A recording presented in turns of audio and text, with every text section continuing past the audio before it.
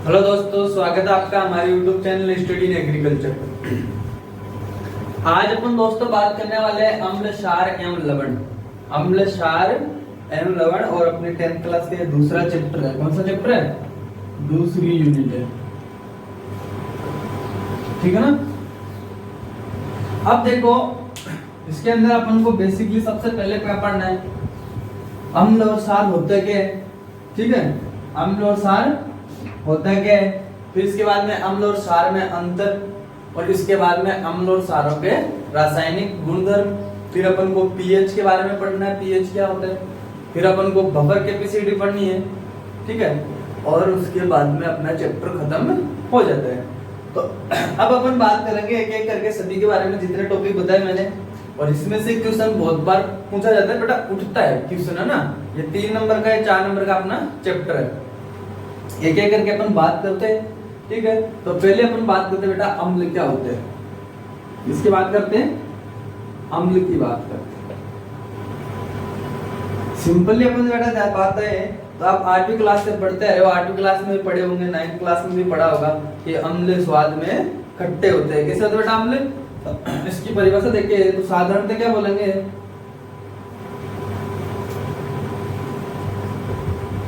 अम्ल स्वाद में खट्टे होते, ठीक है ना। अम्ल स्वाद में खट्टे होते तथा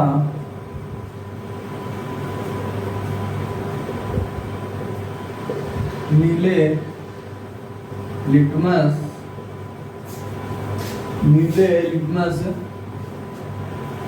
को लाल कर देते। यही परिभाषा आज तक हम पढ़ने आए और अपनों को यहाँ पे भी यही परिभाषा पढ़नी है। जब इसके गुणधर्म पढ़ेंगे तो वहां पे थोड़े अलग चेंज होगा, वहां पे अलग बताई जाएगी आपको, ठीक है। बेसिकली अपन को ध्यान रखना है कि अम्ल क्या होते हैं बेटा? अम्ल स्वाद में कैसे होते हैं? खट्टे। इमली खाइए, इमली में भी बेटा अम्ल होता है। जो नींबू वर्ग के फल खाते हैं उनमें भी बेटा अम्ल पाया जाता है, तो वो भी खट्टे होते हैं। टमाटर में भी अम्ल पाया जाता है, ध्यान रखना, ऑक्जेलिक अम्ल पाया जाता है। तो अम्ल कैसे होता है? स्वाद में खट्टे होते हैं, ठीक है ना। अम्ल स्वाद में खट्टे होते हैं, ये परिभाषा हो गई। और नीले लिटमस पेपर को लाल कर देते हैं, नीले लिटमस पेपर को लाल कर देते हैं। लिटमस थोड़ा सा नाम आया तो ध्यान रखना बेटा, नीला लिटमस ये एक विलियन है। क्या बेटा? ये एक विलियन है, ध्यान रखना। क्या है? एक विलियन है, ठीक है ना। अब ये कहां से प्राप्त होता है ये ध्यान रखना। तो ध्यान रखना, जो नीला लिटमस विलियन है ये एक बैंगनी रंग का रंजक है। कैसा है? बैंगनी रंग का रंजक होता है। बैंगनी रंग का रंजक होता है। अब ये प्राप्त कहां से होता है? ये प्राप्त कहां से होता है? ध्यान रखना बेटा, ये जो थैलोफाइट प्लांट होते हैं, थैलोफाइट प्लांट होते हैं, इनमें एक प्लांट होता है थैलोफाइट प्लांट होते हैं, ठीक है ना। थैलोफाइट समूह के प्लांट या थैलोफाइट समूह के लिचेन नामक प्लांट से प्राप्त होता है। किससे होता है? लिचेन नामक प्लांट से प्राप्त होता है। लिचेन पौधे से प्राप्त किया जाता है। लिचेन पौधे से। बेटा कोई नहीं बताएगा ये बात, आपको ध्यान रखना। बहुत से टीचरों को नहीं पता, तो आप कोई नहीं बताएगा, ध्यान रखना। नीले लिटमस, जो आप लिटमस पढ़ते हो, एक विलियन होता है। और विलियन क्या है बेटा? किस रंग का होता है? बेंजीन रंग होता है, ठीक है ना। बैंगनी रंग का रंजक होता है, ठीक है। और थैलोफाइट समूह के लिचेन प्लांट से प्राप्त किया जाता है। थैलोफाइट समूह के लिचेन प्लांट से प्राप्त किया जाता है। थैलोफाइट्स का मतलब क्या होता है बेटा? जिस प्लांट्स के जड़ तना पत्ते अलग अलग भागों में डिवाइड नहीं होते, ध्यान रखना, ठीक है ना। जिस पौधे के ये समुद्री प्लांट होते हैं, ठीक है ना, इनके जड़, तना और पत्ती एक समान संरचना में होते हैं, अलग अलग भागों में डिवाइड नहीं होते, उनको क्या कहते हैं? थैलोफाइट्स प्लांट कहते हैं। तो ध्यान रखना अम्ल की परिभाषा क्या होती है, और थोड़ी सी अपनी इंपॉर्टेंट बात ये भी ध्यान रखना है। आगे आओ, अम्ल पता चल गया अपन को अम्ल क्या होता है। अब बात करते हैं बेटा अपन क्षार की। बेटा इंजोर से पढ़ना है, बोरिंग नहीं होना फालतू में, ठीक है ना। वही चीज पढ़ाई जाएगी जो अपन को लगता है कि यहाँ से आएगा। फालतू की चीजों पे अपन वैसे ही गौर नहीं फरमाते, और शॉर्ट नोट्स के हिसाब से पढ़ाया जा रहा है बेटा आपको, ठीक है। क्षार भी बोल सकते हो, क्षारक भी बोल सकते हो, कोई बात नहीं बेटा, एक ही बात है, क्षार बोलो या क्षारक बोलो, ठीक है। अब देखो बेटा क्षार की परिभाषा क्या होती है, देखो यहाँ से क्वेश्चन परिभाषा से उठेगा ही उठेगा, ठीक है ना। ध्यान रखना ये सवाल में कैसे होते बेटा, ये सवाल में कैसे होते हैं, ध्यान रखना, ये सवाल में कड़वे होते हैं, कैसे होते हैं, कड़वे होते हैं, सवाल में कैसे होते हैं, कड़वे होते हैं, और चिकने होते हैं बेटा, ये चिकने होते हैं या मुलायम बोल सकते हो आप उसको, ठीक है, चिकने या मुलायम होते हैं, तथा चिकने या मुलायम होते हैं, ठीक है ना। और ये लाल लिटमस को नीला कर देते हैं, लाल लिटमस को नीला कर देते हैं। ये अपने सार की परिभाषा होगी कि ये स्वाद में कैसे होते हैं, कड़वे होते हैं, चिकने होते हैं तथा मुलायम होते हैं, और लाल लिटमस पत्थर को नीला कर देते हैं, लाल लिटमस पत्थर को नीला कर देते हैं, ठीक है। क्वेश्चन बहुत बार पूछा जाता है बेटा हम लोग स्वादहीन के डेफिनेशन का, तो ये आपको ध्यान रखना है। अपने बता दिया लिटमस क्या होता है, एक विलियन होता है जो कैसे होता है, बैंगनी रंग का रंजक होता है, ठीक है ना, बैंगनी रंग का रंजक होता है, और कहां से प्राप्त होता है, थैलेफाइट्स के ल्यूचेन नामक प्लांट से प्राप्त किया जाता है, ल्यूचेन नामक प्लांट से प्राप्त किया जाता है। अब देखो बेटा थोड़ी सी अपन कॉमनली अपने घर पे भी देखा करते हैं और बहुत बार देखने को मिलता है, तो एक सिंपल से अपने दो तीन आपको अभिरंजक के नाम याद रखने हैं, ठीक है ना। एक तो अपने मेथिल ऑरेंज पूछ लेता है बेटा बहुत बार, मेथिल ऑरेंज, मेथिल ऑरेंज ये एक अभिरंजक है, ध्यान रखना अभिरंजक है, इसको सूचक भी बोल सकते हो, आप क्या बोल सकते हो, सूचक भी बोल सकते हो। ये अम्ल और क्षार का पता लगाने के लिए अपन इसका प्रयोग करते हैं। मेथिल ऑरेंज होता है एक तो, ठीक है ना, एक तो होता है बेटा मेथिल ऑरेंज, मेथिल ऑरेंज। एक इसमें आपको ध्यान रखना है बेटा फिनोक्थिलीन सूचक, बहुत बार नाम आता है, कौन सा, फिनोक्थिलीन, फिनोक्थिलीन सूचक आपको याद रखना, दो आपको याद रखना है। एक बेटा इसमें हल्दी भी हो सकती है अपनी, कौन सी, हल्दी जो अपन घर पे यूज करते हैं वो भी एक सूचक होती है। आओ हल्दी कैसे हल्दी सूचक होती है बेटा, आपने बहुत बार देखा होगा कि अपन सब खाना खाते हैं तो अपने शर्ट के ऊपर दाग लग जाता है, ठीक है ना, सब्जी का दाग लग जाता है, जब उसको धुलाई करते हैं कपड़े से, जब उस पर अपन साबुन लगाते हैं, साबुन कैसी होती है, सारी प्रकृति होती है, जब आप उसको धोते हैं तो वो रेड कलर में परिवर्तित हो जाता है, ठीक है ना, एक धब्बे के रूप में परिवर्तित हो जाता है, वहां पे बेटा अम्ल और क्षार की रिएक्शन होती है, ठीक है ना। वहां पे भी क्या ये एक सूचक है, और सूचक के ऊपर जब अपन क्षारीय पदार्थ लगाते हैं तो अपने भी पढ़ा था कि लाल को कैसे कर देगा, ये नीला कर देता है, तो ये भी ध्यान रखना आपको, ठीक है ना। बहुत बार देखने को मिलेगा बेटा, आप जब सब खाना खाने के बाद अगर आप खाना खा रहे हो और देर से हाथ धोगे साबुन से, तो आपका हाथ भी थोड़ी देर के लिए आप जब साबुन लगाओगे तो रेड रेड दिखाई देगा आपको, तो ये वहां पे भी अभिक्रिया हो जाती है, ठीक है ना। या आपके दैनिक जीवन के छोटे छोटे बेटा अपन जो दिनचर्या दैनिक जीवन में करते रहते हैं, वहां से क्वेश्चन पुट हो सकता है, तो ये तो आपको बेसिकली ध्यान रखना है। अब अपना क्वेश्चन उठेगा बेटा यहाँ से, अम्ल और क्षार में अंतर, क्या उठेगा, अम्ल और क्षार में अंतर, अम्ल व क्षारक में अंतर। बहुत बार क्वेश्चन आता है बेटा, बहुत बार पूछा जाता है, सिंपल क्वेश्चन है, कुछ नहीं करना, परिभाषा से ही अंतर बन जाता है, क्या परिभाषा से क्या बन जाता है, अंतर बन जाता है, ठीक है ना।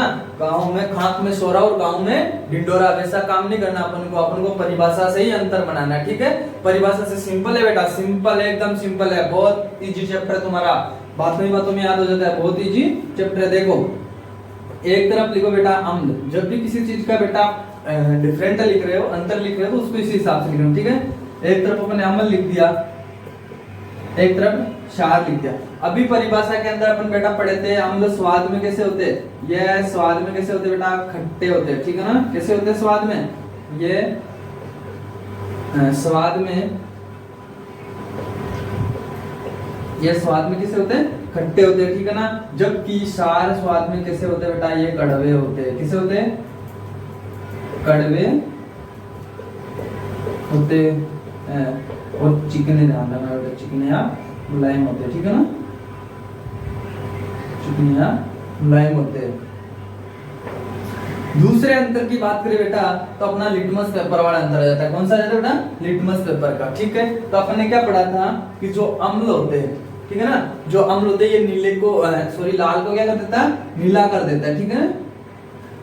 जो अम्ल होता है अपना ये क्या करता है बेटा, ये नीले लिटमस पेपर को, नीले लिटमस को क्या कर देता है बेटा, लाल कर देता है, ठीक है।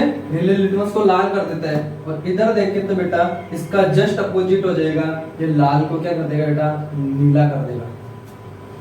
लाल लिटमस को क्या करेगा, लाल लिटमस को नीला कर देगा।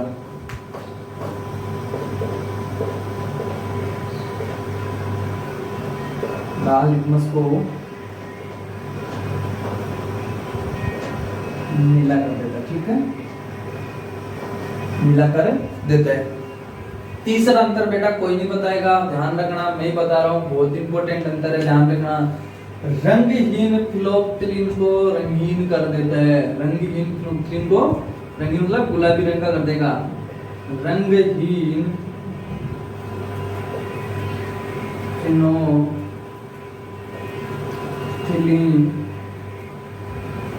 रंगहीन फिनोल्फ्थालीन सूचक को ध्यान रखना बेटा, अभी पढ़ा था ना अपने, दो सूचक पढ़े थे, एक तो मेथिल ऑरेंज और एक फिनोल्फ्थालीन और एक अपनी हल्दी। तो रंगहीन फिनोल्फ्थालीन सूचक को गुलाबी कर देगा बेटा, कैसा कर देगा, गुलाबी कर देगा। कौन करेगा, अम्ल करेगा। इसके जस्ट अपोजिट इधर हो जाएगा बेटा, जस्ट अपोजिट इधर होगा, ये क्या करेगा, ये गुलाबी को रंगहीन कर देगा। क्या करेगा, गुलाबी को रंगहीन कर देगा। हाँ गुलाबी रंग, ध्यान रखना, गुलाबी को रंगीन मतलब गुलाबी फिनोल्फ्थालीन सूचक को रंगीन कर देगा। आप डायरेक्ट लिख दो, ठीक है ना। ये तीन अंतर हो गए। चौथा अंतर की बात करें तो बेटा इनके उदाहरण हो जाएंगे। क्या हो जाएंगे बेटा, इनके उदाहरण हो जाएंगे, ठीक है। तो मैं यहाँ लिख रहा हूँ ऊपर, चौथा अंतर क्या होगा, देखो चौथा अंतर इनके उदाहरण हो जाएगा, ठीक है। उदाहरण अम्ल देखो बेटा कौन कौन से होते हैं। अम्ल आपने HCl नाम सुना है, जिसको कहते हैं बेटा हाइड्रोक्लोरिक अम्ल, ये एक प्रकार का क्या होता है, प्रबल अम्ल होता है। दूसरा होता है बेटा H2SO4। बेटा ये उदाहरण याद रखना है, अभी जस्ट अपने इनके जब रासायनिक गुणधर्म आएंगे वहां पे अभिक्रिया करवाएंगे, इनकी रिएक्शन करवाएंगे, वहां पे आपको पता होनी चाहिए। मैं डायरेक्ट नाम लिखूंगा तो कौन सा क्या होता है, ठीक है। एक होता है, ये होता है हाइड्रोक्लोरिक अम्ल, ये होता है अपन तेजाब बोलते हैं या सल्फ्यूरिक अम्ल भी बोल सकते हैं। क्या बोल सकते हैं, सल्फ्यूरिक अम्ल। एक होता है बेटा HNO3, ठीक है, इसको कहते हैं बेटा नाइट्रिक अम्ल। क्या कहते हैं बेटा, नाइट्रिक अम्ल कहते हैं, ठीक है। एक होता है बेटा CH3COOH, बहुत बार नाम सुना होगा, एसिटिक अम्ल। क्या कहते हैं बेटा इसको, एसिटिक अम्ल कहते हैं, ध्यान रखना। इसको क्या कहते हैं बेटा, एसिटिक अम्ल कहते हैं। तो चार उदाहरण हो गए अपने इसके अंदर, ठीक है ना। अंतर में चल रहा है, ध्यान रखना, किसमें चल रहा है, ये अंतर में चल रहा है। अब देखो बेटा सार के, देखो इधर सार के कौन कौन से उदाहरण हो सकते हैं। तो सार के तो आप आंख मीच के लिख दोगे बेटा, NaOH हो गया, NaOH जिसको सोडियम हाइड्रोक्साइड बोल सकते हो आप, ठीक है। दूसरा हो गया बेटा अपने CaOH का होल ट्वाइस, जिसको कैल्शियम हाइड्रोक्साइड बोल सकते हो आप। तीसरा हो जाएगा KOH पोटेशियम हाइड्रोक्साइड, ठीक है। ये इसके उदाहरण हुए। तो ये बेटा अंतर है, बहुत बार पूछा जाता है, ध्यान रखना। अंतर 2 नंबर में आता है तो आपको 4 लिख दोगे तो आपको पूरे 2 नंबर दे देता है। तो 2 में 4 पॉइंट तो आपको याद होने चाहिए। हर कोई टीचर आपको 2 पॉइंट लिखेगा, 2 नहीं लिखेगा बेटा, क्योंकि उनको भी नहीं पता होता है, इतना ही होता है ज्ञान इनको, ठीक है ना। हाँ तो देखो ये सवाल में कैसे होता है, खट्टे ये कड़वे होते हैं और चिकने होते हैं। ये नीले लिटमस को लाल कर देता है और ये लाल को नीला कर देता है। ये रंगीन को क्या गुलाबी कर देता है और गुलाबी को। एक जना घर बनाने में लगा हुआ है तो दूसरा भाई उसको उजाड़ने में लगा हुआ है। ऐसा ही होता है बेटा अंदर में। एक इधर देखो, ये इसके जस्ट अपोजिट ये कार्य कर रहा है। तो क्या कर रहा है, एक घर बनाने का कार्य कर रहा है तो दूसरा उजाड़ने का कार्य कर रहा है, ठीक है। आओ बेटा अंतर के बाद अपन बात करते हैं अगला जो अपना इस चैप्टर का मेन टॉपिक है, जहां से क्वेश्चन बहुत बार तक होता है बेटा, अम्लों व क्षारों के रासायनिक गुणधर्म। अम्लों व क्षारों के रासायनिक गुणधर्म। अब आएगा बेटा मजा ना, अब आएगा मजा, ठीक है। इंटरेस्ट लेके अपन को पढ़ना है। आओ अम्लों व क्षारकों के रासायनिक गुणधर्म, अम्लों व क्षारकों के रासायनिक गुणधर्म। यहाँ से बेटा बहुत बार क्वेश्चन पुटअप होता है और होता ही है यहाँ, क्योंकि यहाँ से हर जो इसके रासायनिक गुणधर्म उसमें थोड़ी रिएक्शन दे रखी है। और रिएक्शन बेटा मैंने पहले ही कहा था कि जब आपको साइंस पढ़ते हैं तो रिएक्शन आपको आना चाहिए, क्योंकि इसमें जो केमिस्ट्री वाला पोर्शन लगता है, केमिस्ट्री वाला भाग लगता है अपने, उसमें रिएक्शन ही जाती है, ठीक है ना। क्या आती है? रिएक्शन ही आती है, अभिक्रिया ही आती है, ध्यान रखना, ठीक है। और अपने 2-3 चैप्टर पढ़े उसमें ज्यादातर अभिक्रिया ही पढ़ी है अपन ने, और जोर भी अभिक्रिया पे दिया है, क्योंकि यहाँ से क्वेश्चन पुटअप होता है। तो पहला पढ़ेंगे बेटा अपन, इसके अंदर जो पहला अपना होता है वो होता है बेटा अम्ल व क्षार की धातु के साथ अभिक्रिया, ठीक है। किसके साथ? अम्ल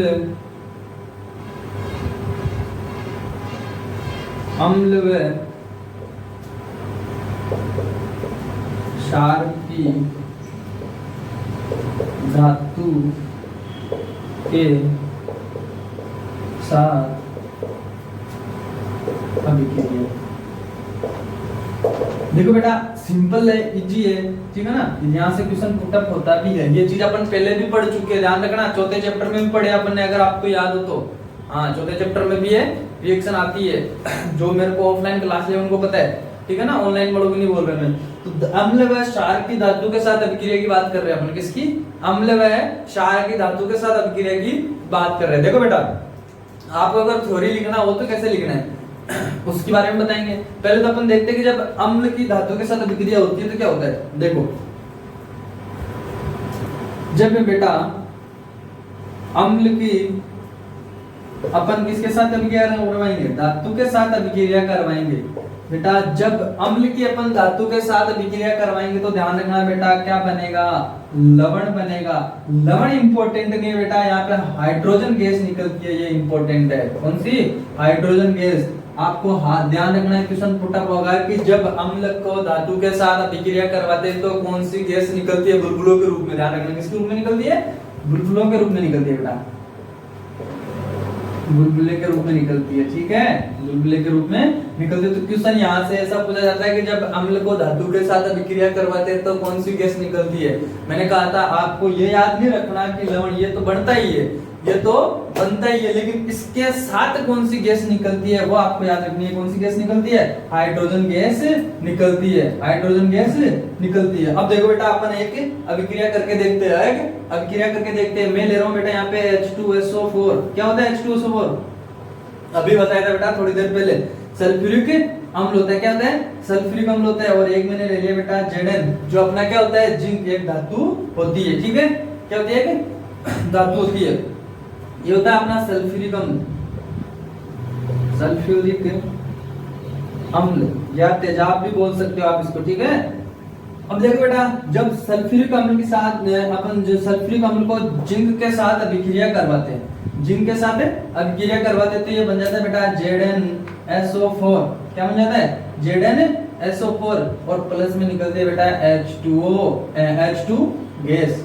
क्या निकलती है? हाइड्रोजन गैस निकलती है। ध्यान रखना कौन सी गैस निकलती है, अभी पढ़ा था अपन ऊपर, हाइड्रोजन गैस निकलती है। अब इसकी थ्योरी लिखने की बात है तो कैसे लिखना बेटा? देखो जब किसी भी अम्ल या क्षार को, क्षार के साथ भी अभिक्रिया करवाएंगे, ध्यान रखना आपको। लेकिन अगर अम्ल की पूछा जाए तो जब किसी भी अम्ल को धातु के साथ अभिक्रिया करवाते हैं, जब किसी भी अम्ल को धातु के साथ अभिक्रिया करवाते हैं तो उत्पाद के रूप में लवण प्लस हाइड्रोजन गैस प्राप्त होती है। लवण प्लस हाइड्रोजन गैस प्राप्त होती है, ठीक है ना। यही खेल है बेटा, हाइड्रोजन गैस का ही खेल है। यहाँ पे हाइड्रोजन गैस निकलती है तो ये पूछा जाता है। अपने उदाहरण भी देख लिया बेटा, एग्जांपल भी देख लिया। जब H2SO4 को Zn के साथ अभिक्रिया करवाते तो जिंक सल्फेट बनता है। जिंक सल्फेट मतलब सल्फेट का लवण बनता है, ठीक है। जिंक सल्फाइड का लवण बनता है, ठीक है। और यहाँ पे हाइड्रोजन गैस बाहर निकलती है। यहाँ पे कौन सी गैस बाहर निकलती है? हाइड्रोजन गैस बाहर निकलती है। तो ये तो हो गया अपनी अम्ल के साथ अभिक्रिया। किसके साथ होगी? अम्ल के साथ अभिक्रिया। अब करते हैं बेटा अपन क्षार के साथ अभिक्रिया। कि क्षार कैसे धातु के साथ अभिक्रिया करता है। आ जाओ, आ जाओ बेटा। देखो क्षार के साथ करनी है तो वही कर लो पहले तो। क्षारक प्लस जब धातु से अभिक्रिया करते हैं तो वही बेटा लवण प्लस हाइड्रोजन गैस निकलती है, लवण प्लस हाइड्रोजन गैस निकलती है। तो वही इसी प्रकार से इसकी थ्योरी लिख सकते हैं अपन कि जब किसी भी क्षारक को धातु के साथ अभिक्रिया करवाया जाता है तो उत्पाद के रूप में क्या बनता है, लवण प्लस हाइड्रोजन गैस निकलती है या बनता है। अब देखो कैसे बनते हैं वो भी देख लेते हैं अपन, उदाहरण देख लेते हैं। अपन ने उदाहरण ले लिया बेटा NaOH का, ठीक है ना, NaOH का उदाहरण ले लिया अपन ने। किसका? अरे सोडियम हाइड्रोक्साइड, अभी तो पढ़ा था क्षार होता ना, और इसके साथ किसकी अभिक्रिया करवा रहे, Zn की अभिक्रिया करवा रहे, ठीक है। जब इसके साथ अभिक्रिया करवाएंगे तो बेटा ये बन जाएगा Na2ZnO, Na2ZnO, Na2 बनेगा और ZnO बनेगा। ध्यान रखना बेटा, इसका नाम याद रखना, पूछ लेगा, फिर कह रहा हूं इसका नाम याद रखना। इसको कहते हैं बेटा सोडियम जिंकेट। क्या कहते हैं बेटा? सोडियम जिंकेट कहते हैं, सोडियम जिंकेट कहते हैं इसको। क्या कहते हैं बेटा? सोडियम जिंकेट कहते हैं, पूछ लेगा बेटा, ठीक है। और प्लस में निकल जाएगी अपनी हाइड्रोजन गैस। कौन सी निकल जाएगी? Hydrogen gas. और कौन सी गैस निकलेगी रे? हाइड्रोजन गैस, ठीक है। तो जब क्षार की धातु के साथ अभिक्रिया करवाते हैं तो लवण प्लस हाइड्रोजन गैस निकलती है। देखो उदाहरण देखा आपने, जब सोडियम हाइड्रोक्साइड को जिंक के साथ अभिक्रिया करवाते हैं तो बनता है सोडियम जिंकेट, जो एक प्रकार से सोडियम का लवण है, ठीक है। और उत्पाद के रूप में हाइड्रोजन गैस भी निकलती है। तो अपन को मेनली बेटा ये अगर इसमें याद रखने की चीज है तो थ्योरी तो आपको बताई थी, दो बार कैसे लिखना है। एक इसके अंदर अपन को जब याद रखना तो ये याद रखना है कि जब धातु की या अम्ल व क्षार की धातु के साथ अभिक्रिया करवाई जाती है तो उत्पाद के रूप में कौन सी गैस निकलती है, ना कि उत्पाद कौन सी गैस निकलती है। गैस का ध्यान रखना आपको, कौन सी गैस निकलती है? हाइड्रोजन गैस निकलती है, हाइड्रोजन गैस निकलती है। आयो बेटा, पहला रासायनिक गुणधर्म अपन ने पढ़ लिया, ठीक है। अब देखते हैं दूसरा। पहला आपने पढ़ लिया अम्ल व क्षारों की अम्ल व क्षारों की धातु के साथ अभिक्रिया। दूसरा देखो बेटा, दूसरा अपना अम्ल व क्षारों की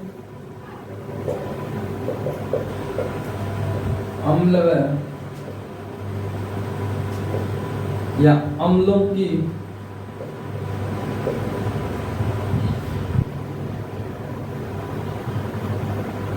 कार्बोनेट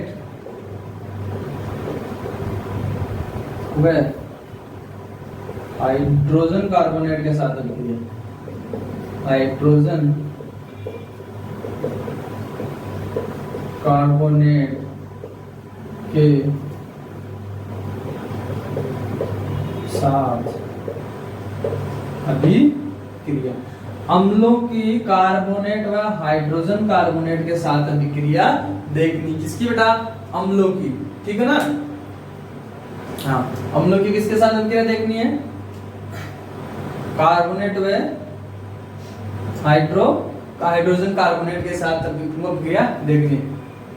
धातु कार्बोनेट के साथ, है ना, धातु कार्बोनेट व धातु हाइड्रोकार्बोनेट के साथ इसकी अभिक्रिया देखनी अपन को, ठीक है।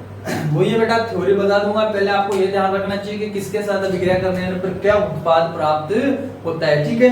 तो अब ये पे देखो बेटा, पहले अपन लिख लेते हैं सिंपल भाषा में अपना ना। देखो, जब धातु कार्बोनेट या हाइड्रोजन कार्बोनेट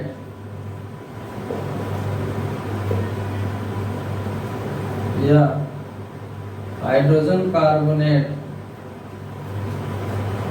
अम्ल के साथ अभिक्रिया करवाते थे, ठीक है ना। अम्ल के साथ क्या बेटा? अम्ल के साथ जब अभिक्रिया करवाएंगे तो उत्पाद क्या बनेगा, ठीक है ना। ये अपन को ध्यान में रहना चाहिए। तो ध्यान रखना बेटा, जब अम्ल के साथ अभिक्रिया करवाएंगे तो लवण प्लस CO2 प्लस जल, क्या उत्पाद बनेगा बेटा? लवण बनेगा, CO2 बनेगा और जल बनेगा। यहाँ पे बेटा फिर CO2 इंपोर्टेंट हो गई, फिर CO2 इंपोर्टेंट। CO2 एक गैस होती है ना, कार्बन डाइऑक्साइड। कौन सी गैस होती है बेटा? कार्बन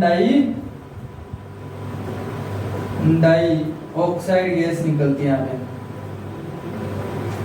कार्बन डाइऑक्साइड गैस निकलती है, ठीक है ना। कौन सी गैस निकलती है? Carbon dioxide CO2 gas. तो जब धातु कार्बोनेट व हाइड्रोजन कार्बोनेट को अम्ल के साथ अभिक्रिया, किसके साथ अभिक्रिया करवा रहे? जब अम्ल के साथ अभिक्रिया करवाएंगे तो उत्पाद के रूप में अपने पास क्या निकलेगा बेटा? उत्पाद के रूप में क्या निकलेगा? लवण तो निकलेगा ही निकलेगा, लेकिन CO2 गैस निकलेगी। कौन सी गैस निकलेगी?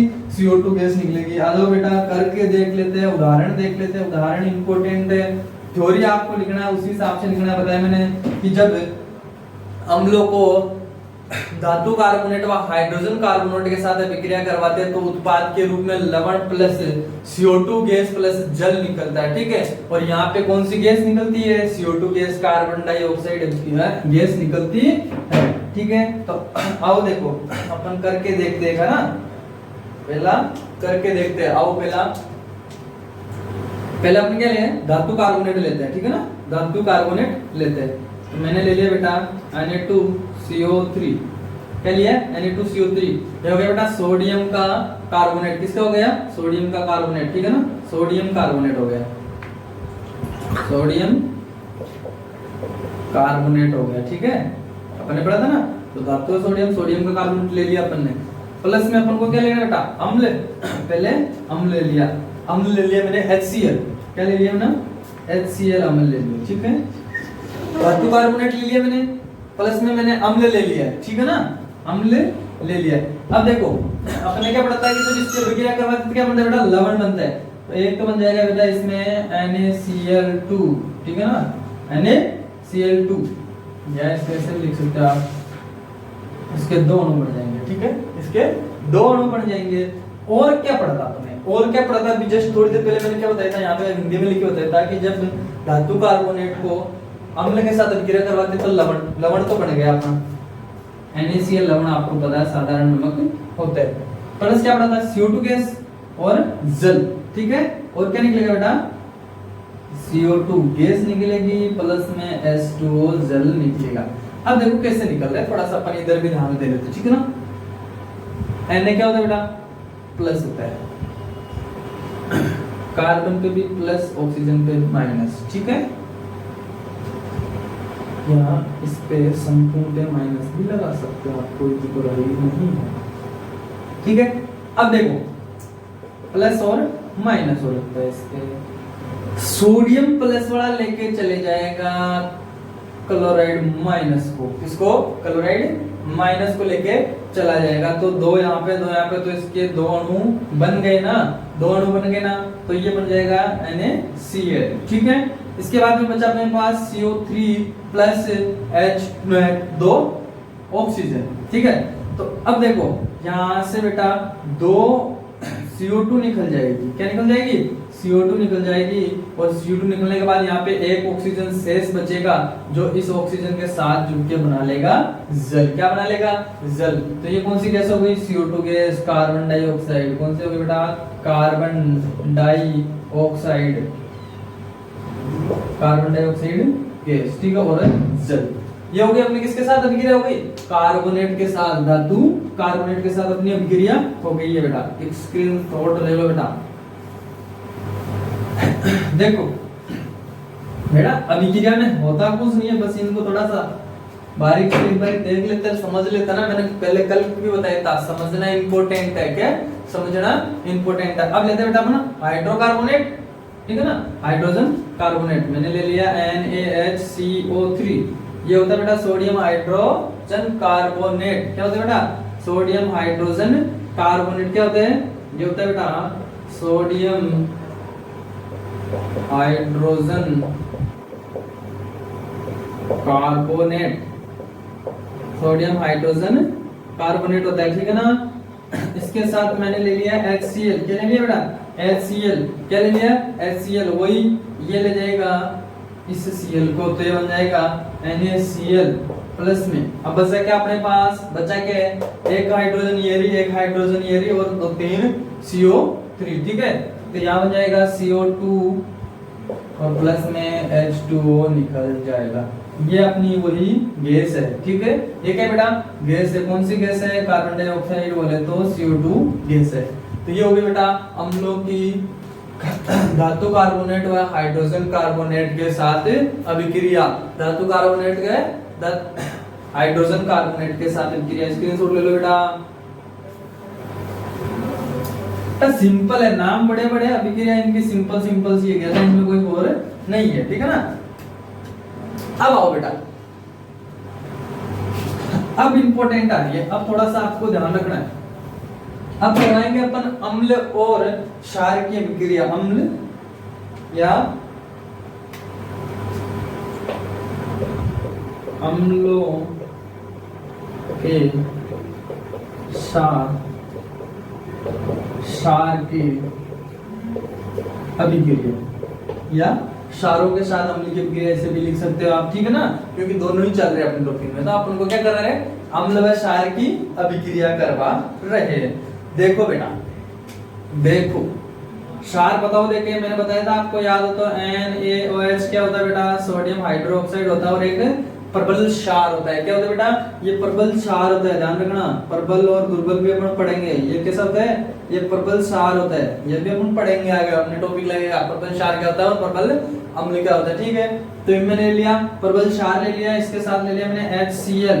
ये भी क्या होता है बेटा, ये प्रबल अम्ल होता है। क्या होता है, ये प्रबल अम्ल होता है।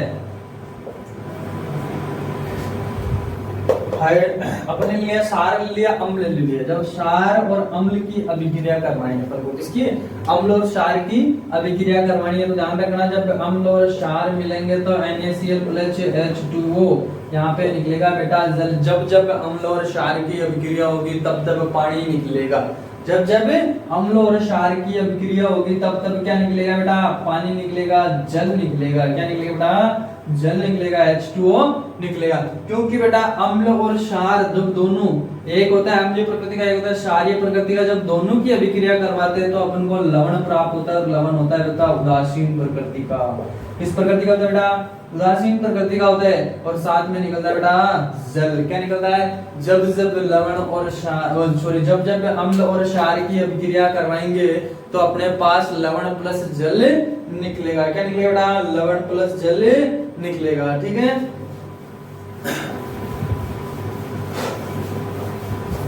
आगे आओ, अगली देखो, अगला रासायनिक गुणधर्म क्या है इसका बेटा। अब यहां से थोड़ा सा आपको ध्यान रखना है, ठीक है। अम्लों की धात्विक ऑक्साइडों के साथ अभिक्रिया करवानी बेटा। अम्लों व क्षारकों की धात्विक ऑक्साइडों के साथ अभिक्रिया किसके साथ करवाना है, अम्लों की क्षारकों की धात्विक ऑक्साइडों के साथ अभिक्रिया करवाना है। किसके साथ करवाना है, धात्विक ऑक्साइडों के साथ अभिक्रिया करवाना है, ठीक है ना। किसके साथ करवाना है, धात्विक ऑक्साइडों के साथ। देखो कैसे करवाएंगे, धात्विक ऑक्साइडों के साथ अभिक्रिया कैसे करवाएंगे उसके बारे में अपन को देखना है। पहले अपन को क्या कर लेना बेटा, वही धातु ऑक्साइड लेना है, धातु ऑक्साइड, ठीक है। अब देखो इसके साथ में क्या बोल रहा है, अम्ल की अभिक्रिया करवानी है।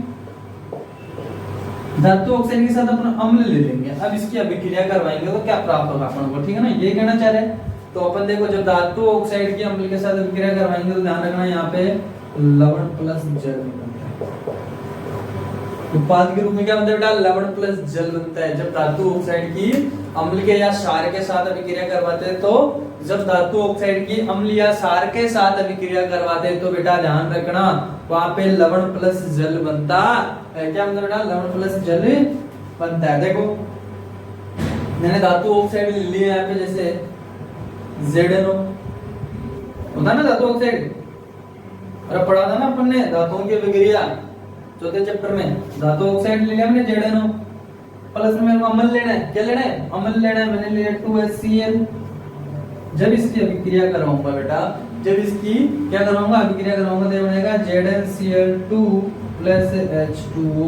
वही बेटा कैसे, ये होता है प्लस, ये होता है माइनस, ये होता है प्लस, ये माइनस, प्लस वाला माइनस को ले जाएगा और माइनस वाला प्लस को ले जाएगा, बन जाएगा ZnCl2 plus H2O, zinc chloride लवण बन जाएगा और साथ में जल निकल जाएगा। वही लिखना कैसे है कि जब धातुओं की अभिक्रिया और जब अम्लों की अभिक्रिया धात्विक ऑक्साइडों के साथ करवाई जाती है तो उत्पाद के रूप में लवण प्लस जल बनता है, उत्पाद के रूप में लवण प्लस जल बनता है। ठीक है, आगे आओ, आगे आओ बेटा, जल्दी आओ, टाइम नहीं है ना इतना, बड़ी क्लास हो जाएगी फिर तुम देखोगे बड़ी क्लास को।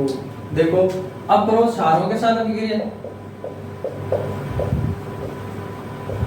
साथ धात्विक ऑक्साइड होंगे ना, धात्विक ऑक्साइड होंगे, धात्विक ऑक्साइड होंगे, ध्यान रखना।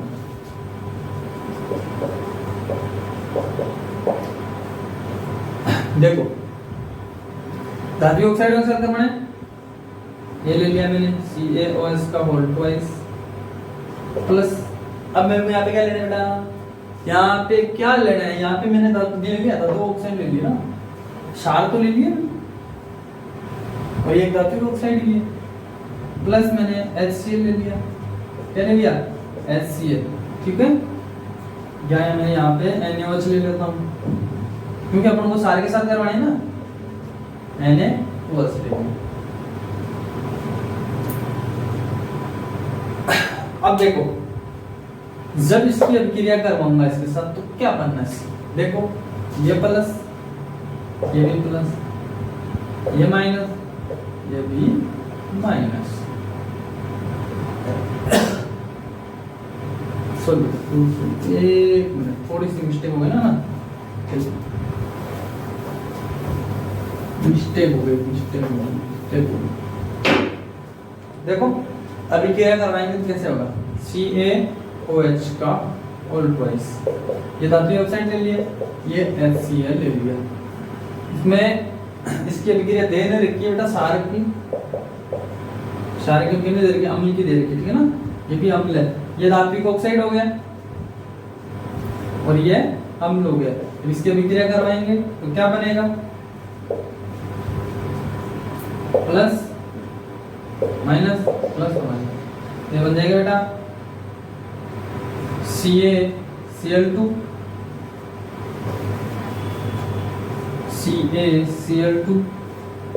कैल्शियम क्लोराइड जो लवण होता है, प्लस में वही जल निकल जाएगा, ठीक है बेटा।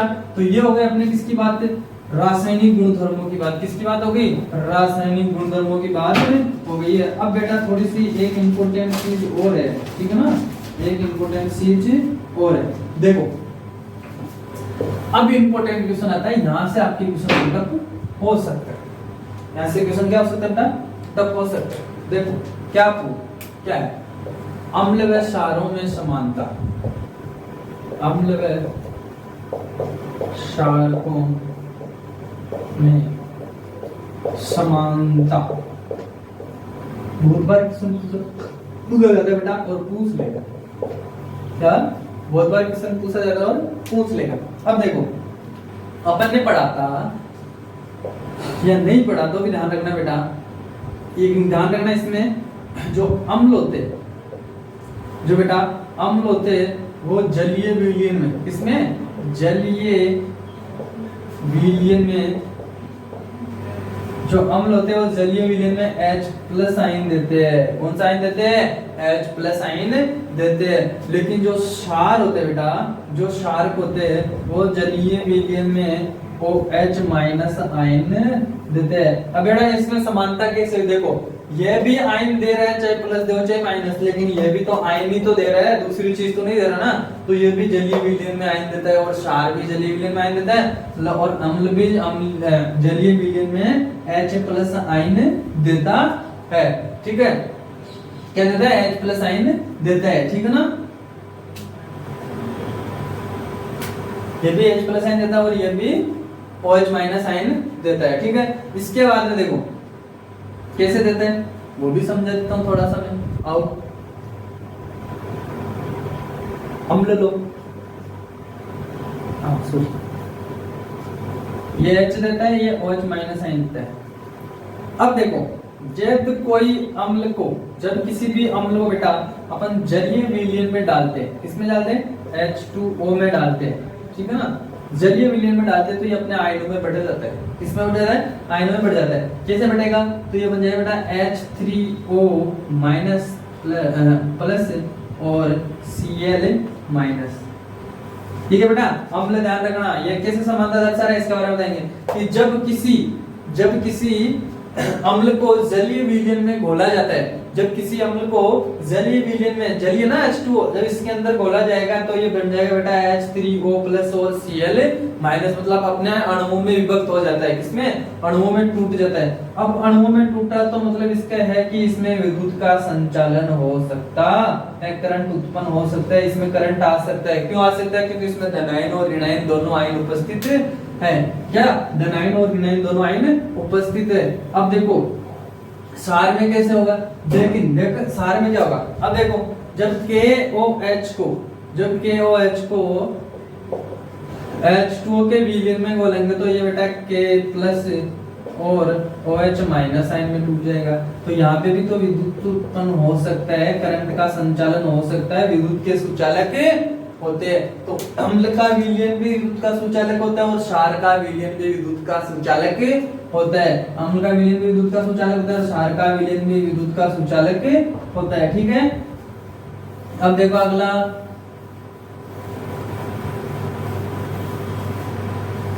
दो पढ़ लिया ना, तीसरा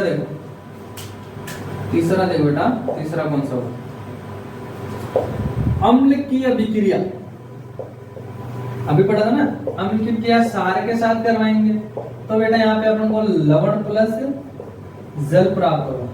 ठीक है, लेकिन जब क्षार की अभिक्रिया अम्ल के साथ करवाएंगे तो भी अपन को लवण प्लस जल ही प्राप्त होगा। तो ये भी इनकी क्या है बेटा? समानता है। तो ये समानताएं आपको ध्यान रखनी है, पूछ लेता बहुत बार क्वेश्चन की अम्ल व